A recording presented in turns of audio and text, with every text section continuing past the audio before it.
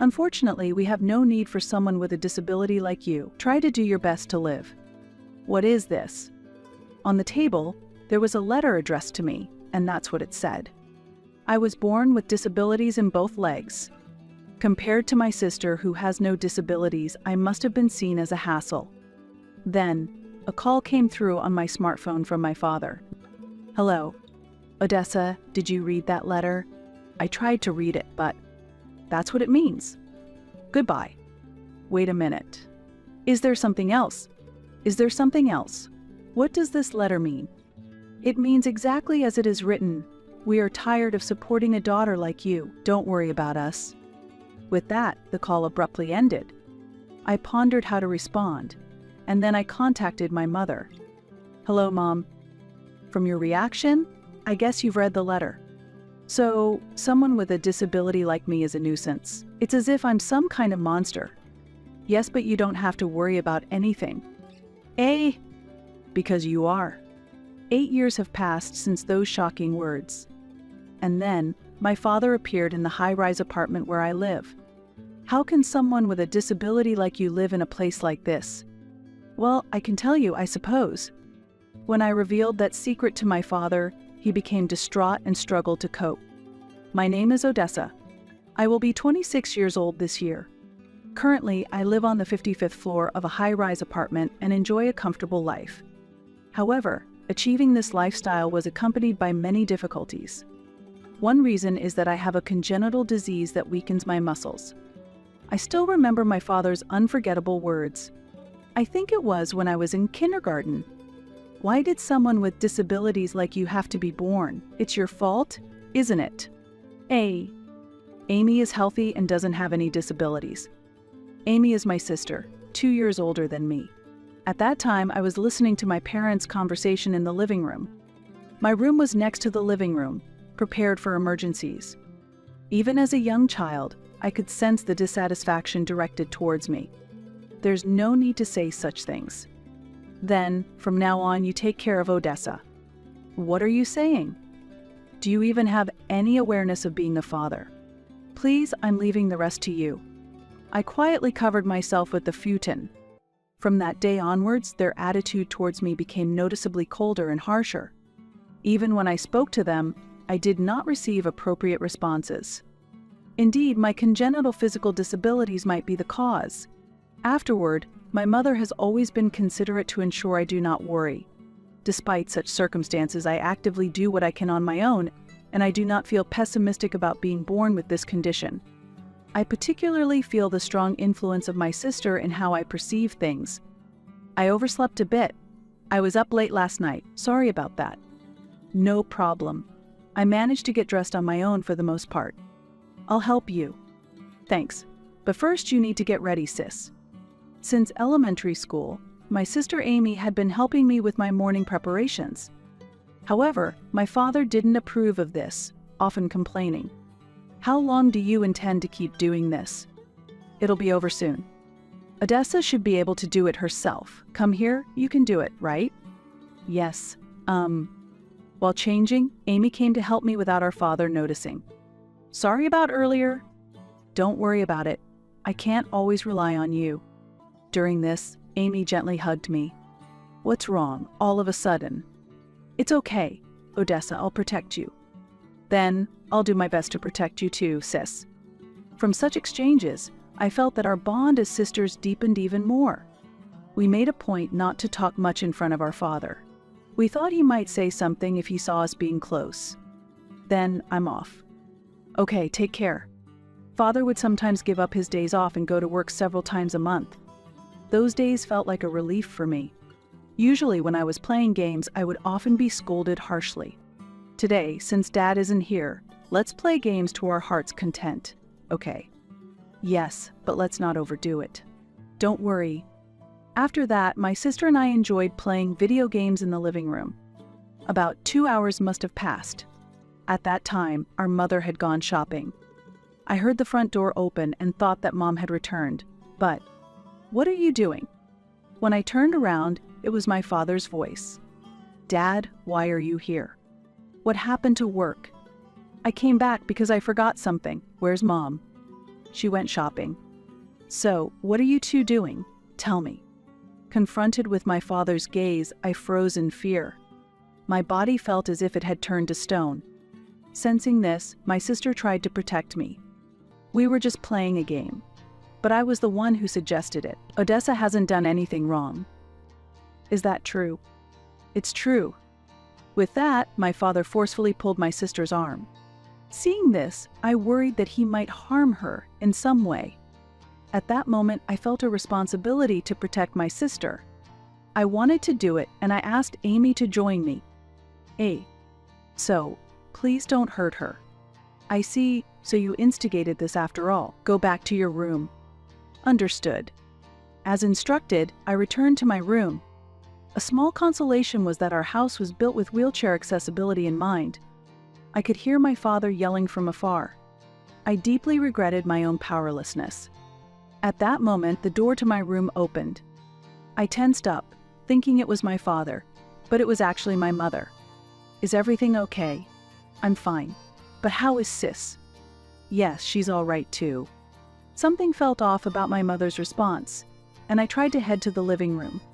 Where are you going? I have to save my sister. There's no need to worry. If you go there, you might provoke your father again. I understand. I'll stay here. My mother was right. If I went, it might have worsened the situation. I decided to trust my mother's reassurance. I'm sorry. I wish I were stronger. Due to my father's domineering nature, my mother always tried not to provoke him. Don't worry about it. I'm grateful for you. After a while, my sister came into the room. Sis, father has gone to work, so there's no more trouble. I see. Did he say anything to you? Yes, a little. But you don't have to worry, Odessa. I'm okay. My sister has always been someone who acts cheerfully no matter the circumstances. The struggle wasn't only mine. My sister was suffering too. Moreover, my mother was making efforts to mitigate the anger my father directed towards me. I was always living with the help of others. I was trying to find a way to not be a burden to them. When my sister entered middle school, she began to distance herself a bit from me. Previously, she had helped with everyday tasks like dressing and using the restroom. I knew she was busy with club activities and friends, so I tried to accept it as inevitable. I told myself that I just had to endure. I needed to become stronger. At that time, not only my legs but also my hands had significantly weakened. It had become even more difficult to lift heavy objects. Still, giving up was not an option. One day I was organizing my room and rearranging the shelves. That was the moment. Perhaps I leaned too much on the shelf, it shook, and items from the top fell down. Ouch, I need to pick these up quickly. But sitting in the wheelchair, I couldn't reach the floor. While I was earnestly trying, suddenly the door opened. What's all this noise? What is going on here? It was the worst possible timing, especially since I did not want my father to witness this. This is, well. Though I tried to respond, I couldn't find the right words. It seemed to my father like I was making excuses. Who do you think will clean this up? That is... I had no memory of my father ever helping. If there were any such memories, they were minimal and unspoken. Why do you always do unnecessary things? He sighed in frustration. Showing him that expression directly wouldn't make him understand. His nagging continued endlessly. Unlike Amy, you can't do anything. Do you understand that? I might not be able to do as much as her, but I want to do what I can by myself. If I was going to be scolded anyway, I decided to express my feelings to my father, hoping even slightly that he might understand. Do you think you can do that? Yes. Next, he laughed out loud. Eh? You say funny things. You capable of doing things? How could someone with disabilities like you ever be capable? Though I expected rejection, being completely dismissed was another matter.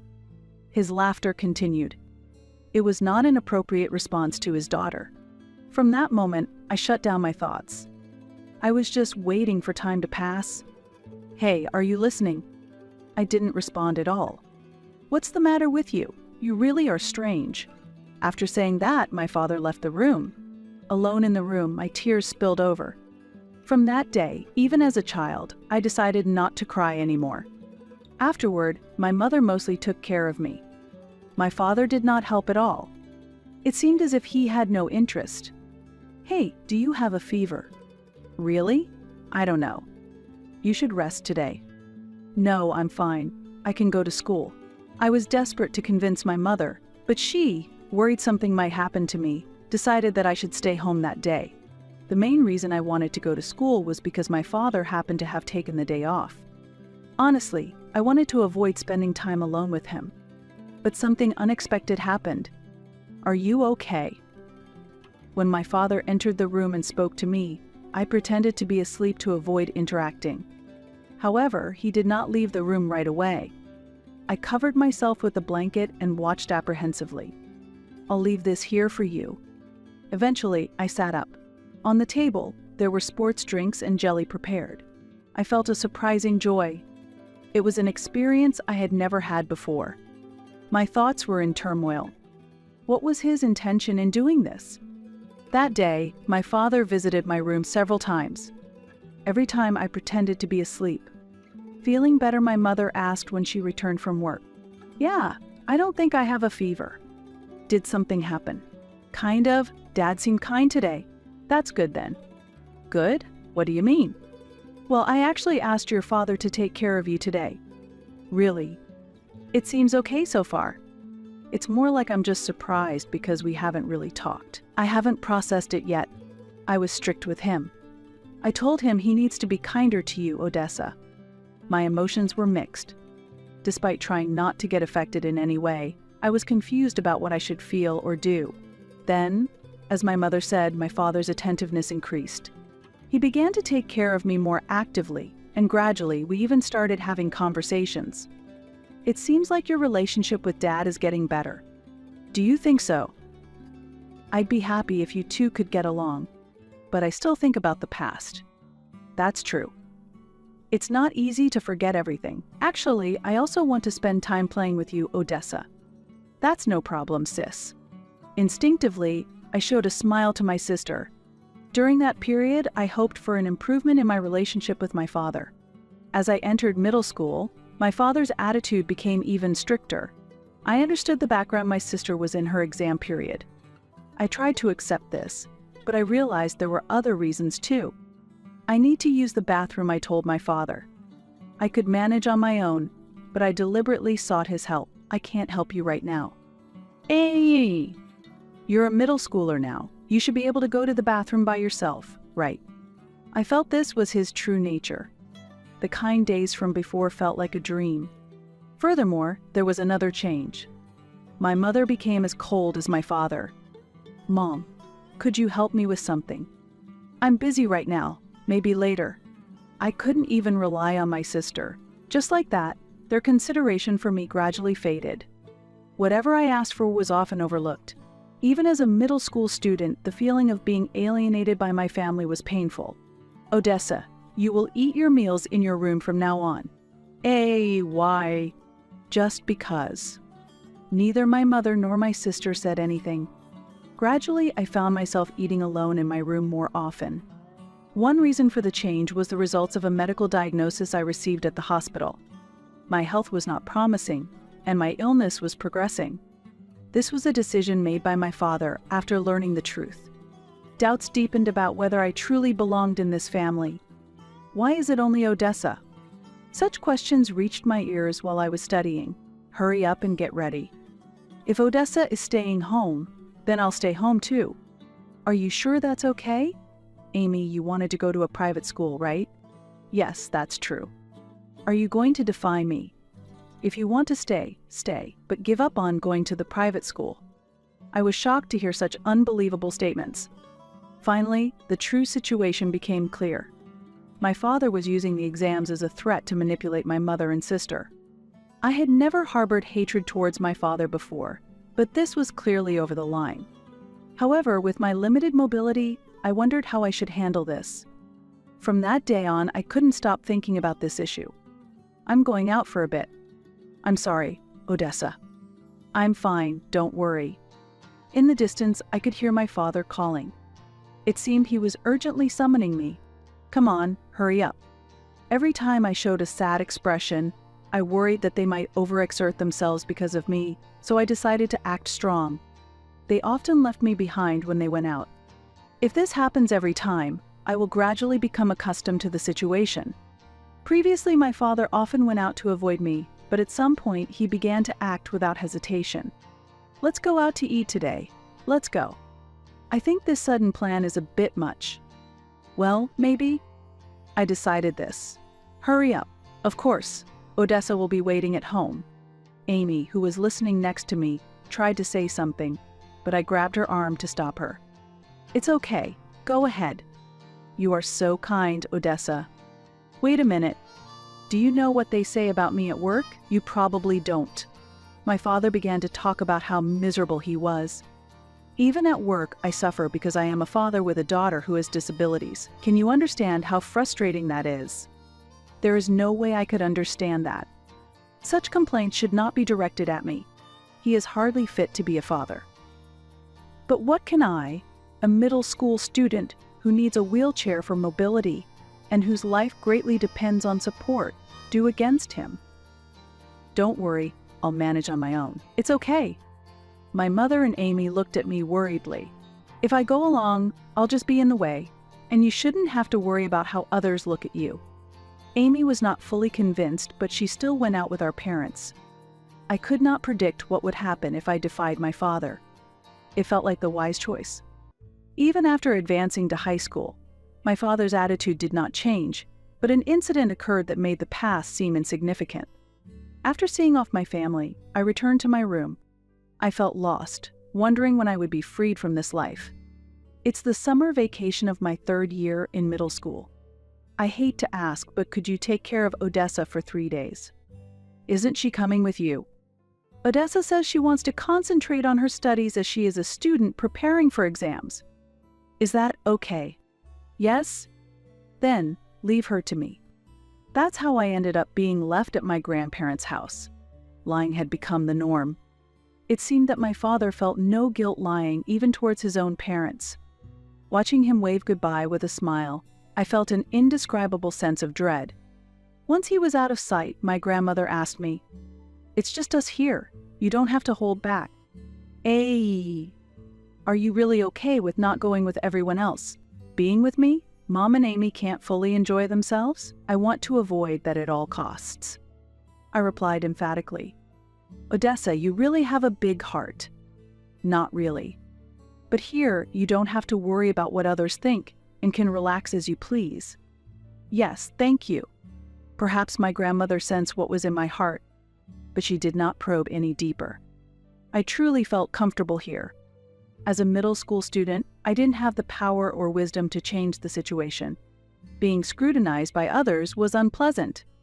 Therefore, I was truly grateful for my grandmother's warm support. 3 days later, my mother and sister came to pick me up. Just the two of you." "Sorry, Dad has already gone home." "I see. Was Odessa okay?" "She was very good." "This is my advice to you. Make sure you take good care of her." "Yes, I understand." I was listening to their conversation from behind a pillar. "On the way home?" "I'm fine." "You don't have to push yourself." "That's right. We're thinking of you, Odessa." "I know, but I would hate for something to happen to you." When we got home, my father continued to show his usual cold attitude. Normalcy returned. Under normal circumstances, this would be a breaking point, but I managed to hold on because of my mother and sister's support. However, whether it was following my father's directions or not, they began to clearly avoid me. Being ignored by my father was always the case, but it was extremely painful to see them both starting to act similarly. There were times when I felt completely isolated. "I'm okay, I can do this," I started to tell myself. From then on, I tried to stay in my room as much as possible whenever I was at home. Being in my room meant I didn't have to interact with others, and it spared me from feeling uncomfortable. However, I later realized that this decision was a mistake. It was a spring Sunday when I was in my 2nd year of high school. When I woke up, the house felt unusually quiet. As I headed to the living room, I noticed a piece of paper on the table. "Unfortunately, we have no need for someone with a disability like you. Try your best to live." What is this? It was a letter addressed to me. Then my father called me on my smartphone. "Hello, Odessa, did you read that letter?" I tried to read it, but that's what it means. Goodbye. Wait a minute. Is there something else? What does this letter mean? It means exactly as it is written. We are tired of supporting someone with a disability like you. Don't worry about us. With that, the call abruptly ended. I pondered how to respond, and then I contacted my mother. "Hello, Mom? From your reaction, I see you've read the letter. So, someone with a disability like me is a nuisance. It's as if I'm some kind of monster." "Yes, but you don't have to worry about anything." "Hey, because you are not his child, so rest assured." "What do you mean?" "Explain it to me." "Listen, call this number as soon as you can." "Wait, tell me more." "Sorry, he's nearby. I'll contact you again later." I was simply stunned. If what my mother said was true, does that mean I am not my father's biological child? Despite wondering about it, I couldn't find an answer and called the number my mother had given me. The person who answered introduced himself as a lawyer named Rogers. "I am calling as instructed by my mother." "I see. Let's discuss this in detail." Following these instructions, I went to his law office. There, I learned the true meaning behind the words my mother had recently spoken. I was also told the truth about my birth.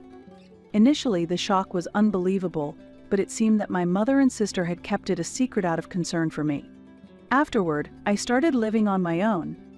Thanks to Mr. Rogers' support, I have been living comfortably. 8 years have passed since my mother spoke those words. During this period, there have been several milestones to celebrate. Amy has graduated from college and is living independently. "Amy, is something wrong?" "Sorry it's sudden, but it seems like Dad has found out your address, Odessa." "A. Just to be safe, please know that Mom and I haven't told him anything." "Yeah, I understand. In fact, I have been in touch with them since moving away from home. Of course, without Dad knowing." "Does that mean he's coming here?" "Probably." "Okay, do you think it's okay if I pay him back a little this time?" "A. My life now, it's all thanks to Mom and you, right?" "That might be true. So I want to show my gratitude to both of you in some ways, especially for Mom. I left home almost as if I was running away." "It's not your fault, sis." Then, a week after the phone call from my sister, just as she said, my father showed up at the apartment where I live. The intercom rang and I responded. "Yes, hello? Odessa, it's been a long time. How could someone with disabilities like you live in a high-rise condo like this? Well, what do you think?" "Hey, that's not the way you should talk to your parents." Behind my father, I could see my mother standing there, looking apologetic. From her expression, it was clear she had been suffering even in my absence. Then, let me tell you. "What?" I revealed to my father how I have been managing to live this life. Upon hearing this, he directed his anger towards my mother. "What are you saying? I had no idea about any of this." I had intended to explain everything properly at first, but when you learned that Odessa had disabilities, your expression changed, didn't it? "So what? She's someone else's child and moreover, a person with disabilities." When Mr. Rogers told me this fact, it felt as though my heart stopped. According to him, I was the daughter of my mother's best friend. My biological father had died in an accident, and my birth mother was in the final stages of cancer with little time left. At that time, I was adopted by my current parents. My biological mother left me a substantial inheritance to ensure I wouldn't face hardships in the future. Additionally, the house I currently live in was previously inhabited by my biological parents. Isn't it inappropriate to blame Mom? Shut up. No, I won't be silent. I see how terribly you treat Mom.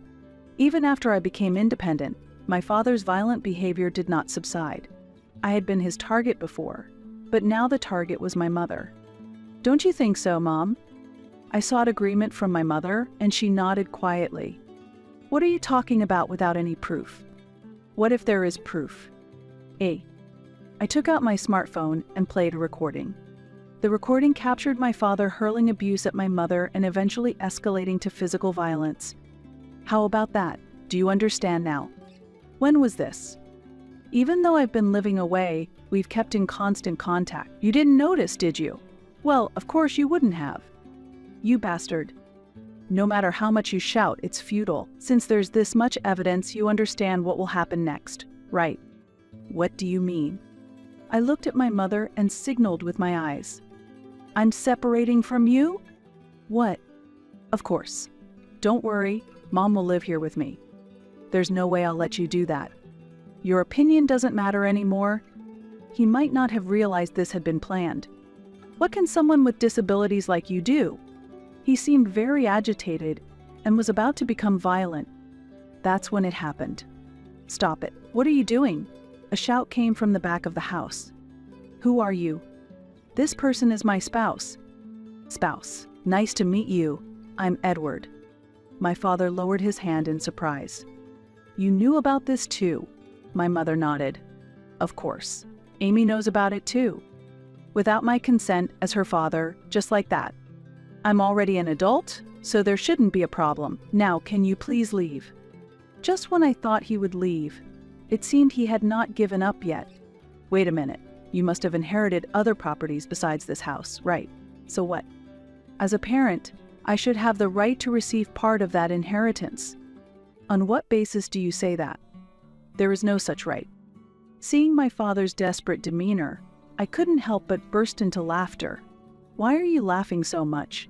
Because you're making completely irrelevant statements. My father was stamping his feet in frustration. The road ahead of you will be tough, but you should do your best. You'll have to pay alimony too. By the way, Grandpa and Grandma already know the situation, so it's pointless to try and rely on them.